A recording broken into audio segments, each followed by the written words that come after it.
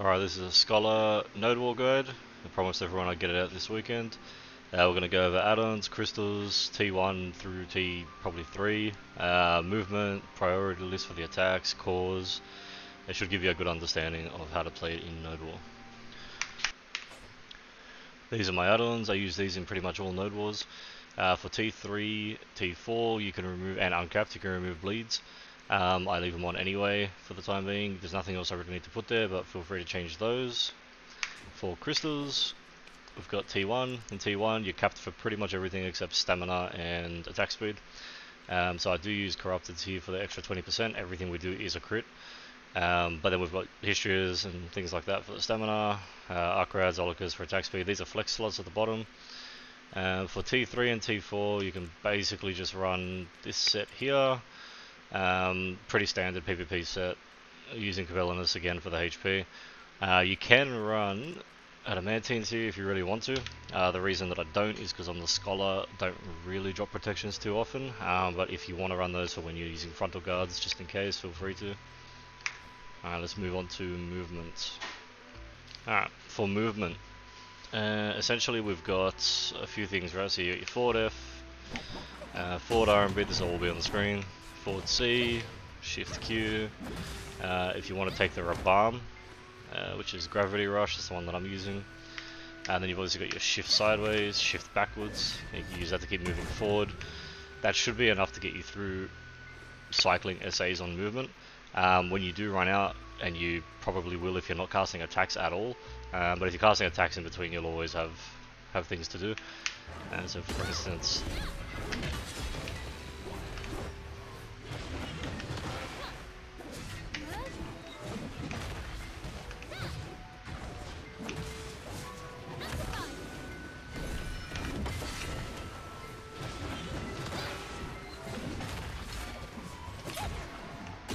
as you can see, you're not going to run out of stamina, and you can stay protected pretty much the entire time, as long as you're cycling attacks through with your movement and pressing the right ones at the right times. Q is pretty shit. I don't use this. It's unprotected, you'll get knocked out of it. It is a stiff, I believe. Where is it? Knockback on hit, but it's pretty crap. Not into it. Alright, let's move on to priority attacks. One thing I forgot to add during the movement section is gravity press. I do have it on a hotkey. You got this. This is a good way to get over barricades, get in and out of fights, but it chunks your stamina, so you don't want to use it too much, and if you can, you want to cancel it early, so you can just press left click out of it. Okay, so we'll go over priority attacks. Essentially you're going to be going in with your spacebar, whether it's like a shift dash like that, or off a shift Q. Either way, spacebar is going to be the most reliable way to just get into the fort, get a big AoE knockdown, hopefully, and start chaining into other attacks.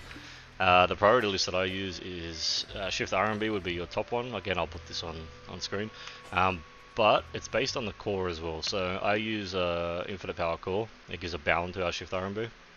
A lot of people use hammer spin, which goes for a knockdown. The problem is it's on the third hit. Now you are protected the whole time. You're still going to get the hit out there unless you get grabbed. I just prefer infinite power because it's quicker. So I usually go something like that, into that, and then go hammer spin, back up. You got a ranged attack there with SA on it. There is a priority to it. Pre-buffing before you go in as well would be EWE. That gives you the buffs that you want. So that'll be attack speed, melee, AP up. Now AP up doesn't really matter for most of these capped wars anyway, but the attack speed does matter. So the forward E gives you the attack speed. It's just the E afterwards that gives you the AP buff. So yeah, as far as priority goes, shift R&B, shift C, then I'll also go back LMB, spacebar whenever it's up. You can go back F if you're feeling like you're not going to get caught on it. First hit's unprotected, but it does go into an SA leap.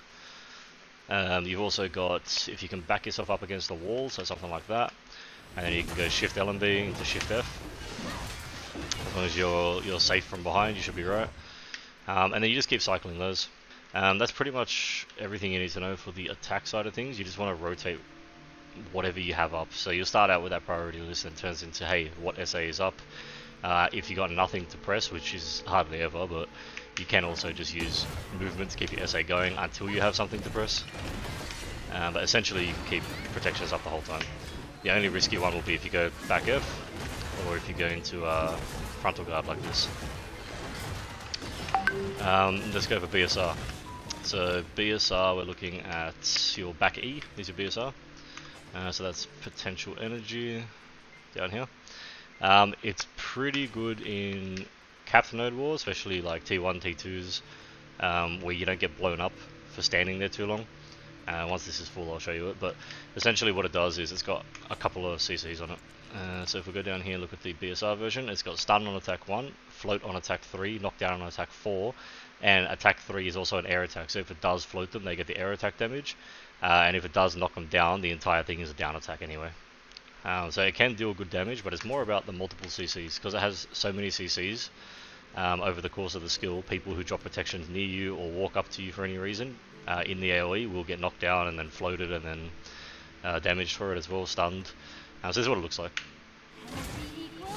So it goes stun, then it goes float, and then there would be a KD, so if they didn't get immune from the first two, or they, SA'd the first two, then they'll get KD'd. It's pretty good, and then obviously you do get your buffs anyway, just your standard BSR buffs. So I would use it, obviously if you have Valks, Zerks, give it to them instead for Node War, but there's a lot of times you'll find that you have it up. Let's also go over artifacts. Artifacts for T1s, there's not too much you can do, right? Stamina, pretty much it. For everything else though, you can start using like HP, or you could chuck it on what's it called? Black Spirit Rage increase, things like that. For the actual artifact, for Lightstone sets, just use Stomping, down attack damage. In T1, down attack damage is pretty damn good, and also everything we do is a down attack. Every ability is a down attack, every ability has a 100% crit rate. For Node Wars in general, it's not necessarily for Scholar. You want to run elixirs. I'm not going to go over what elixir rotation looks like today. Maybe I'll do a generalized Node War guide. But I do run elixirs, and then I'll probably not run a perfume until we're doing a hard push where I'll start running deep seas. If you're defending, I don't generally run deep seas if you're getting constantly killed. It gets expensive and they're hard to combo. And then you want to run exquisite Cron for the food. Alright, I'm going to run the clip now, you can watch that, you can see how I play at least, the playstyle I'm using. That should hopefully give you some insight. If you've got any questions, ask it in the comments. Thanks for watching.